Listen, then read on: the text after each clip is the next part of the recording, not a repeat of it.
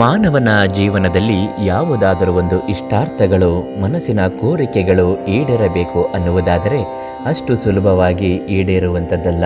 ಯಾಕೆಂದರೆ ಅಂದುಕೊಂಡ ಕಾರ್ಯಗಳು ಯಶಸ್ವಿಯಾಗಬೇಕು ಅನ್ನುವುದಾದರೆ ಅದಕ್ಕೆ ತಕ್ಕಂತಹ ಪರಿಶ್ರಮ ಇರಲೇಬೇಕು. ಪರಿಶ್ರಮ ಇದ್ದಾಗ ಮಾತ್ರ ಫಲ ಅನ್ನುವುದು ದೇವರು ಕೊಡುತ್ತಾರೆ.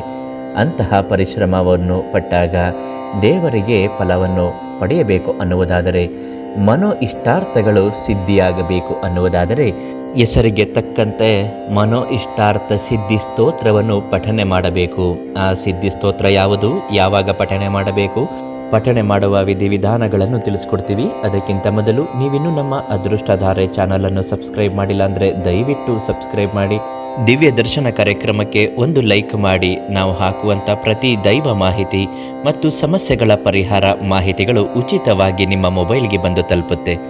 ಮನುಷ್ಯನ ಬದುಕಿನಲ್ಲಿ ಹಲವಾರು ಆಸೆ ಆಕಾಂಕ್ಷೆಗಳು ಇದ್ದೇ ಇರುತ್ತೆ. ಪ್ರತಿಯೊಂದು ಆಸೆಗಳಿಗೂ ಕೊನೆ ಅನ್ನುವುದು ಇರುವುದಿಲ್ಲ. ಕೆಲವರಿಗೆ ಮನೆ ಕಟ್ಟುವ ಆಸೆ ಇದ್ದರೆ, ಇನ್ನು ಕೆಲವರಿಗೆ ಒಳ್ಳೆ ಉದ್ಯೋಗ ಬೇಕು ಅನ್ನುವ ಆಸೆ ಇರುತ್ತೆ. ಮತ್ತೊಬ್ಬರು ತಾವು ಪ್ರೀತಿಸಿದ ವ್ಯಕ್ತಿಯನ್ನು ಪಡೆಯಬೇಕು ಎನ್ನುವ ಹಂಬಲವಿರುತ್ತೆ. ಯಾರಿಗೆ ಯಾವುದೇ ಆಸೆ ಇದ್ದರೂ ಆ ಆಸೆಗಳೆಲ್ಲ ಈಡೇರಲು ಇರುವುದೇ ಈ ಮನೋ ಇಷ್ಟಾರ್ಥ ಸಿದ್ಧಿ ಸ್ತೋತ್ರ. ಈ ಸ್ತೋತ್ರವನ್ನು ಪಠನೆ ಮಾಡುವಾಗ ನಾಳೆಯಿಂದ ಒಂದು ಸಂಕಲ್ಪ ಮಾಡಿಕೊಂಡು ದೇವರ ಮುಂದೆ ತುಪ್ಪದ ದೀಪವನ್ನು ಹಚ್ಚಿಟ್ಟು ಭಗವಂತನ ಮುಂದೆ ನಿಮ್ಮ ಇಷ್ಟಾರ್ಥವನ್ನು ಇಟ್ಟು 3 ಸಲ ಹೇಳಲು ಶುರು ಮಾಡಿ. ಮನೋ ಇಷ್ಟಾರ್ಥ ಸಿದ್ಧಿ ಸ್ತೋತ್ರವನ್ನು ಹೇಳಲು ನೀವು ಯಾವುದೇ ನಿಯಮಗಳನ್ನು ಪಾಲಿಸುವ ಅಗತ್ಯ ಇಲ್ಲ. ಮೊದಲನೇದಾಗಿ ಕಾನ್ಸಂಟ್ರೇಷನ್ ತುಂಬ ಚೆನ್ನಾಗಿರಬೇಕು, ಏಕಾಗ್ರತೆ ಅನ್ನುವುದಿರಬೇಕು. ಇಷ್ಟಗಳು, ಬಯಕೆಗಳು ನಿಮ್ಮ ಮನಸ್ಸಿನಲ್ಲಿ ಮೂಡುತ್ತಿರಬೇಕು ಅಷ್ಟೇ. ಮಂತ್ರ ಹೇಳ್ತೀನಿ.